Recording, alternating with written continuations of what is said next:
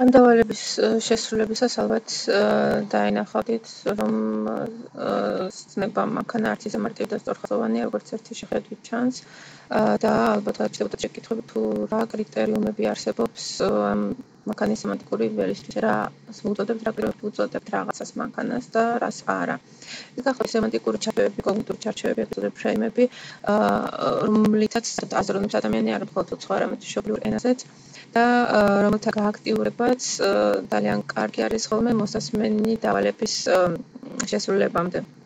რადგან ინფორმაციის დამახსოვრება და გახსენებაც სწორედ აი ამ სემანტიკური ჩარჩოებით ქსელით არის შესაძლებელი. ობიექტს ადამიანი აღიქვამს გრძნობათა ორგანოებით, შემდეგ იმახსოვრებს ხანმოკლე და ხანგრძლივ მეხსიერებაში, ხოლო ინფორმაციის დამოტივტივება სწორედ ამ კოგნიტური ჩარჩოს საშუალებით ხდება, მაგალითად, როცა რაღაცა კონკრეტული ადამიანის სახის აღქმა ხდება, თუ პერსონაჟის გაცნობა, ადამიანი იმახსოვრებს, უფრო სწორედ მის ტვინში იქნება გარკვეული კოგნიტური ჩარჩო, რომელიც მოიცავს ამ ადამიანის სახელს, გვარს, შეიძლება მოიცავს ასაკს, სქესს, თმის სფეროს, თვალების, კანის სფეროს და უამრავ სხვა დეტალს, რომელიც წარმოტივტივდება მაშინ, როცა ვიხსენებთ ინფორმაციას და ქმნის ამ საინფორმაციო ერთეულს, რომლის გახსენებაც გვინდა. ამგვარი კოგნიტური ჩარჩოების გააქტიურება და დამტვერვა ხდება ტექსტის მოსმენამდე, მაშინ უფრო ადვილი არის ახალი ინფორმაციის ათვისება და დამახსოვრებაც. არსებობს სავარჯიშოთა ტიპოლოგია მოსმენის უნარჩვევების განვითარებისთვის, უფრო სწორედ მოსასმენი ტექსტის დიდაქტიზირებისთვის და ისინი იყოფა 3 ეტაპად. პირველი ეტაპი ეს არის სავარჯიშოები ტექსტის მოსმენამდე, ამას დევს შემდგომ ეტაპზე სავარჯიშოები ტექსტის მოსმენის დროს და ბოლოს მოწმული არის ხოლმე სავარჯიშოები მოსმენის შემდეგ. განვიხილოთ ეს დავალებები ცალ-ცალკე. ტექსტის მოსმენამდე სავარჯიშოებში შედის სავარჯიშოს ესეთი ტიპი, როგორც არის ასოციოგრამა, ერთ-ერთი ყველაზე გავრცელებული ტიპი. მიზანი ამ ასეთი დავალების არის მსმენელის მომზადება, შემზადება ტექსტისთვის, ანუ თემატიკისთვის არსებული ცოდნის мотивация მოცემულ თემასთან დაკავშირებით. ნახოთ ერთი მაგალითი, ასოციოგრამა ზამთრის კურორტზე. რომელზეც სავარაუდოდ წარმოტივტივდება ცნობები, როგორც არის თოვლი, თხილამურები, სასტუმრო და სხვა. მას შემდეგ რაც წარმოტივტივდება კოგნიტური ჩარჩო ზამთრის კურორტთან დაკავშირებით, შესაძლებელია შემდეგი დავალების გაკეთება. თქვათ, დავალების მითითების მაგალითი გახავთ, მოსმენდა ჩანაწერს ზამთრის კურორტები და ახალი კავშირი თქვენს ასოციოგრამაში იმ საკვანძოს იტყვევთ, რომლებიც აუცილებელია ტექსტის გაგებისთვის. მეორე დავალება შეიძლება იყოს შემდეგნაირი, შეავსებთ თქვენი ასოციოგრამა ამ თემასთან დაკავშირებული იმ საკვანძოს იტყვევით, რომლებიც ტექსტში გვხვდება. იგულისხმება მსმენელმა ნაწილი ალბათ უკვე ჩაწერა თავისი ვარაუდიდან გამომდინარე წინასწარ სანამ ტექსტს მოისმენდა და შემდეგ დაამატებს იმ საკვანძოს სიტყვებს, რომელსაც ტექსტში მოისმენს. ტექსტის მოსმენამდე მდინარე დავალებების ყველაზე გავრცელებული ტიპია ვიზუალიზაცია. ერთი ვარიანტი ეს გახლავთ ვიზუალიზაცია ერთი სურათის საშუალებით. მიზანი ასეთი დავალების არის მოსასმენ ტექსტში გადმოცემული სიტუაციის ვიზუალურად წარმოჩენა. ნიშნულოვანი ცნებების და გახსენება და გაცნობა ამ სურათიდან, ან ილუსტრაციიდან გამომდინარე, მოსწავლეთა мотиваციის გაზრდა, მოსწავლეებში გარკვეული მოლოდინის და ვარაუდის წარმოქმნა მოსასმენ ტექსტთან დაკავშირებით და არსებული ცოდნის ნახსენების სემანტიკური ჩარჩოების აქტივაცია. ჩამოთვლილი ასპექტებიდან ყურადღებას შევაჩერებ წინასწარი მოლოდინის ვარაუდის შექმნაზე, რომელიც უკავშირდება მოსასმენ ტექსტს. ანუ მოსწავლეს ვავალებთ ამოიცნოს მოსასმენი ტექსტის სავარაუდო შინაარსი. ასეთი ვარაუდი შეიძლება გაკეთდეს როგორც ტექსტის მოსმენამდე, ასევე მოსმენის დროს. როცა ტექსტის მოსმენამდე ეწყო ვარაუდების გამთქმა თუ ჩაწერა, აქ დამხმარე საშუალებები ეს გვაქვს სამკომუნიკაციო. მაგალითად, ილუსტრაციიდან გამომდინარე, ვიწყებთ ფიქრს თუ ვინ შეიძლება ლაპარაკობს, პერსონაჟები ვინ არიან, ვინ ვის ელაპარაკება, რაზე შეიძლება იყოს, რას შეიძლება ეხებოდეს ეს საუბარი. ასევე გვხმარება ვარაუდის გამოთქმაში ტექსტის სათაური, თემა, ილუსტრაცია, როგორც ვახსენეთ და ტექსტის ფორმა. რადგან ყველა ტიპის ტექსტს თავისი სპეციფიკური ფორმა გააჩნია. და დიდ როლს თამაშობს ასევე მოსწავლის წინარე ცოდნა, მისი ცოდნა საერთოდ ცხოვრების რეალობის შესახებ. როცა ვარაუდი იქნება მოსმენის დროს, ეს ვარაუდი ეხება ტექსტის დასასრულს. მოსმენის მომენტში ხდება ტექსტის მოსმენამდე გამოთქმული ვარაუდის გადამოწმება, ხოლო ამის შემდეგ, ან ამავდროულად იწყება ვარაუდი იმაზე, თუ როგორ შეიძლება ეს ტექსტი დასრულდეს. როგორც წესი, ეს ფორმა გამოიყენება მაშინ, როცა ტექსტს ბოლომდე არ ვასმენინებთ მოსწავლეს, ის სადღაც შუაში წყდება და დავალება მდგომარეობს იმაში, რომ მოსწავლემ დაასრულოს ტექსტი ან დაწეროს დიალოგის დაბოლოება დასასრული. დამხმარე საშუალებები ამ დროს გახლავთ წინადადების მელოდია, ინტონაცია, სიტყვათა გარკვეული ჯგუფი, ლოგიკური დაკავშირებები, მოსაუბრის მიზანი, რომელიც შეიძლება უკვე ვიცით და ამოვიცანით ან ჯერ კიდევ ვარაუდობთ. ვიზუალიზაციის მეორე სახეობა ეს გახლავთ რამდენიმე ილუსტრაციის მუშაობა მოსასმენ დავალებამდე. ამ შემთხვევაში რამოდენიმე სურათი არის დაალაგებული, მაგრამ დაალაგებული არის არეულად და წინარე დავალების მიზანი მდგომარეობს იმაში, რომ მოსწავლე თავისი ვარაუდით დაადგინოს სწორი თანმიმდევრობა. ამ ნახატების, რაც გარკვეული სცენა არის მოცემული და მოსწავლემ ლოგიკურად უნდა დაადგინოს რა თანმიმდევრობით იქნება ეს სურათები დაალაგებული ამ მოსასმენი მასალის მიხედვით. ამ დროს ის რაღაც გარკვეულ მოლოდის იგრძნობს, ეცნობა სიტუაციურ კონტექსტს და ამ დავალების მიზანი იგივე, რაც პირველი ტიპის ვიზუალიზაციის დავალებისა, გულისხმობ ვიზუალიზაციის ნიმუშს, სადაც ერთი სურათით მუშაობა ხდება. კიდევ ერთხელ გავიმეორებ, მიზნები ამ მოსასმენ ტექსტში გადმოცემული სიტუაციის ვიზუალურად წარმოჩენა, მნიშვნელოვანი ცნებების და გამოთქმების გახსენება ან გაცნობა, მოსწავლეთა მოტივირება, მოლოდინის ან ვარაუდის წარმოქმნა და არსებული ცოდნის, ანუ სემანტიკური ჩარჩოების აქტივაცია. სასურველია B ტიპში სურათების რაოდენობა არ აღემატებოდეს 6-ს. მოსასმენი ტექსტის სხვადასხვა ფორმით შეიძლება იყოს შეტანილი გაკვეთილზე. აქ შევეხებთ 7 ფორმას, ესენი გახლავთ მოსასმენი ტექსტი ილუსტრაციის თანხლებით, მოსასმენი ტექსტი ნაბეჭდი ვერსიის თანხლებით, მოსასმენი ტექსტი ნაბეჭდი ვერსიის გარეშე, ტექსტის მოსმენა სრული სახით თავიდან ბოლომდე, მეხუთე გახლავთ ტექსტის მოსმენა ნაწილ-ნაწილ, აუდიო საშუალებებზე ჩაწერილი ტექსტი, იქნება აუდიო კასეტა თუ ვიდეო თუ კომპაქტ დისკი და მოსასმენი ტექსტის გაკვეთილზე შეტანის ერთ-ერთი სახე გახლავთ ასევე მასწავლებლის მიერ წაკითხვა მოცემული ტექსტის. რა დადებითი მხარე გააჩნია ილუსტრაციას, რომელიც მოსასმენ ტექსტს ახლავს. ბუნებრივ სიტუაციაში მოსასმენი ტექსტისგან განუყოფილი არის საუბრის მონაწილეების მიმიკა, ჟესტიკულაცია. სწორედ ეს არის ხოლმე დაფიქსირებული ილუსტრაციაშიც. რადგან ყველა ენას თავისი სპეციფიკური, თავისი დამახასიათებელი ჟესტები და მიმიკა გააჩნია, ილუსტრაცია ასახავს კულტურულ თავისებურებებსაც. ასევე ილუსტრაცია შეიძლება ასახავდეს სხვა ელემენტებს, რომელიც მიზნობრივ ქვეყნისთვის არის დამახასიათებელი, ანუ ქვეყნის ცოდნეობის ელემენტებით შემოდის ილუსტრაციის სახით. და შემსწავლელი ეცნობა ვიზუალურადაც რაღაც ნაწილს გარკვეულ ნაწილს იმ მასალისა, რომელიც ენობრივად მან უნდა აითვისოს. გასათვალისწინებელია ოღონდ ის, რომ ილუსტრაცია აუცილებლად შეესაბამებოდეს ტექსტს.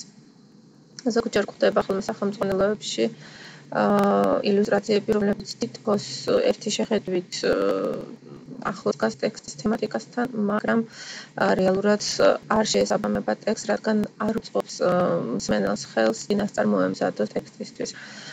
მაგალითად, როცა ტექსტი ეხება ბილეთის ყიდვას სადგურში და ილუსტრაციის სახით გვაქვს ყველა სატრანსპორტო საშუალება.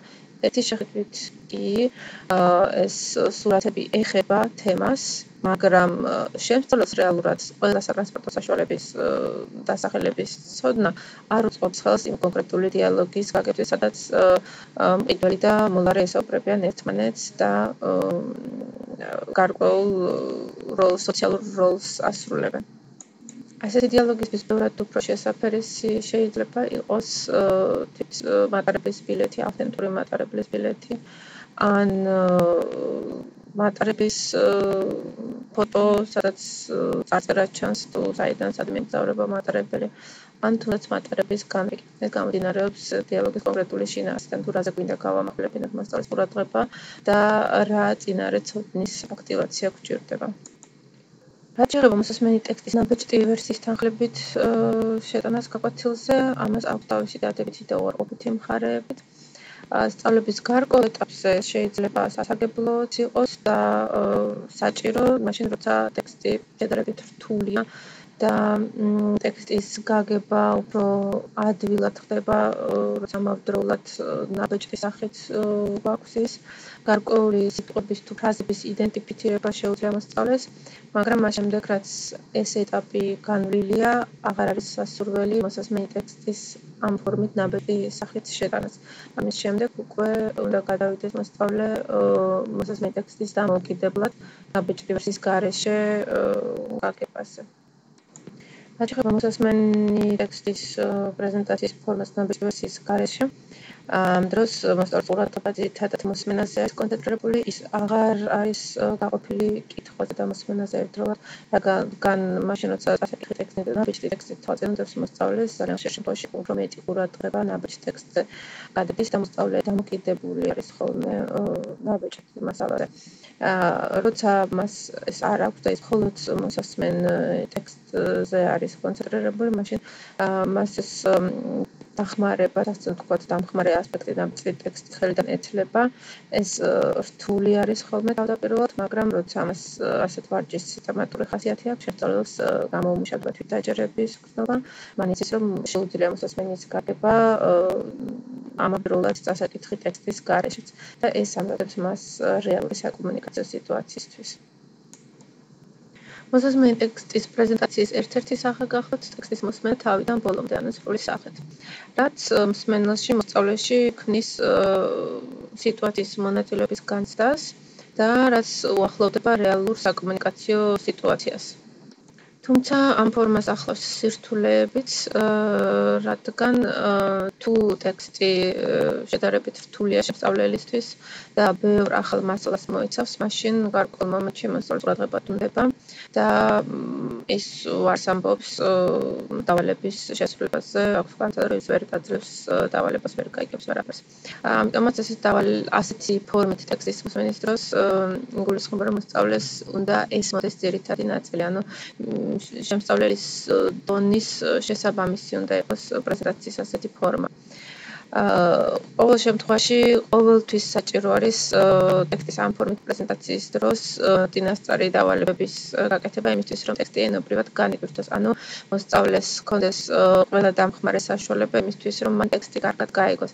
ის კარგად უნდა იყოს შემზადებული ახალი ენობრივი ინვენტარისთვის და წინარე ცოდნაც მაქსიმალურად უნდა იყოს წამოტივტვებული, იქნება ეს ილუსტრატივები თუ ასოციოგრამის მეშვეობით. მოსასმენი ტექსტის ნაწილ-ნაწილ დამუშავება ხდება როგორც წესი ენის სწავლების პირველ ეტაპზე, საწყის დონეზე. რაც ხელსაუწყობს იმას, რომ მოსწავლეს უქრება ტექსტის გაგების შიში, ის სწავლობს მოსასმენი ტექსტის შინაარსის გაგებაზე კონცენტრირებას და მასწავლებლებს კი შესაძლებლობას აძლევს ყოველი მონაკვეთი ცალ-ცალკე დაამუშავოს. ანუ მოსწავლებთან ერთად ყოველი მონაკვეთის წინ გააკეთოს გარკვეული დავალებები, მაგალითად შინაარსის ამოცნობაზე ან გარკვეული ვარაუდის გამოთქმაზე.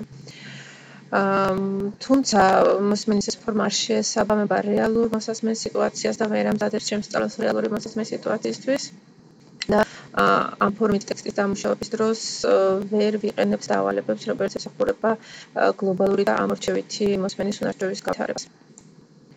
აუდიო საშუალებებზე ჩაწერილ ტექსტებს ჩვენს შემთხვევაში საქმე ეხება როგორც ისე კომპაქტ დისკებს, კასეტები უკვე გამოსული არის ხმარებიდან. ასეთ ტექსტებს შეიძლება ჰქონდეს ის ნაკლი, რომ ისინი ხელოვნურად ჟღერდეს. თუმცა უხლესი სახელმძღვანელოები ამ ნაკლის გამოსწორებასაც ცდილობენ და ტექსტები მაქსიმალურად ავთენტურია. მაგრამ ბევრი დადებითი მხარე აქვს. ერთ-ერთი მათ შორის არის ის, რომ ჩანაწერის გაჩერება შეიძლება ყოველთვის. მასწავლებელს შეუძლია დაყოს მოსასმენი ტექსტი ნაწილებად და ყოველი ნაწილის შემდეგ გადაამოწმოს, რამდენად გაიგეს მოსწავლეებმა ტექსტი. ასევე შეუძლია რამდენჯერმე მოასმენინოს ტექსტი მოსწავლეებს და სხვადასხვა დავალებები გააკეთებინოს. და რაც თავარია მოსწავლე ეცნობა სხვადასხვა ასაკის წარმომავლობის გესის ადამიანებს, მათ ინტონაციას, მათ კილოს და საუბრის მანერას, ანუ ის არ არის დამოკიდებული მხოლოდ თავისი მასწავლებლის ინტონაციაზე და გამოთქმაზე. ძალიან ხშირად ახალ სახელმძღვანელოებს ახლავს აუდიო მასალა დამოუკიდებელი მუშაობისთვის, თუმცა მას ვერ ვიტყვით ჯერ ქართულის როგორც უცხოთა მეორე ენის სახელმძღვანელოებზე, სადაც აუდიო მასალა საკმაოდ მწირია და ნაკლებ ავთენტური. რაც თავარია აუდიო მასალის აუდიო დისკის საშუალებით მიწოდების დროს გასათვალისწინებელი არის შესწავლელის ენის ცოდნის დონე, რადგან მეტისმეტმა რთულმა ტექსტებმა შეიძლება უკვე ეფექტი გამოიწვიოს, შეიძლება რიგით შეაშინოს შესწავლელი და გააუქმდეს ინტერესი ენის სწავლის მიმართ. თერმინოლოგიური მეთოდით ყველაზე ნაკლებად გავრცელებული ფორმა არის მოსასმენი ტექსტის წაკითხვა მასწავლებლის მიერ. ეს დასაშვებია მაშინ, როცა ასწავლოს არ გააჩნია კომპაქტ დისკი აუდიო ჩანაწერი, რადგან ეს გვიხსნის გარკვეულ დამატებას აუდიო ჩანაწერთან რისგან განსხვავებით, აქ წარმომქმნის პერსონაჟის ხმის გარდა შესწავლას შეუძლია დააკვირდეს მასწავლებლის მიმიკას და ჟესტიკულაციას, რაც უადვილებს მას ტექსტის გაგებას.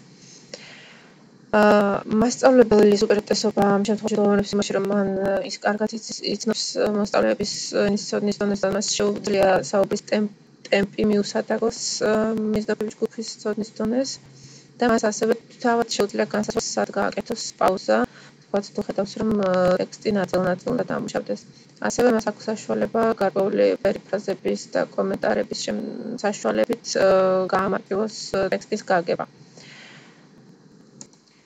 მოსასმენი ტექსტის პრეზენტაციის ფორმებიდან ყველას აქვს უარყოფითი და დადებითი მხარეები და მათი გამოყენება შესაძლებელია მონაცვლეობით უცხო და მეორე ენის გაკვეთილზე, თუმცა გასათვალისწინებელია შემდეგი ფაქტორები: ეს არის ტექსტის სირთულე, მიზნობრივი ჯგუფის ენის დონის დონე და მიზნობრივი ჯგუფის მოსმენის უნარჩვევის განვითარების დონე.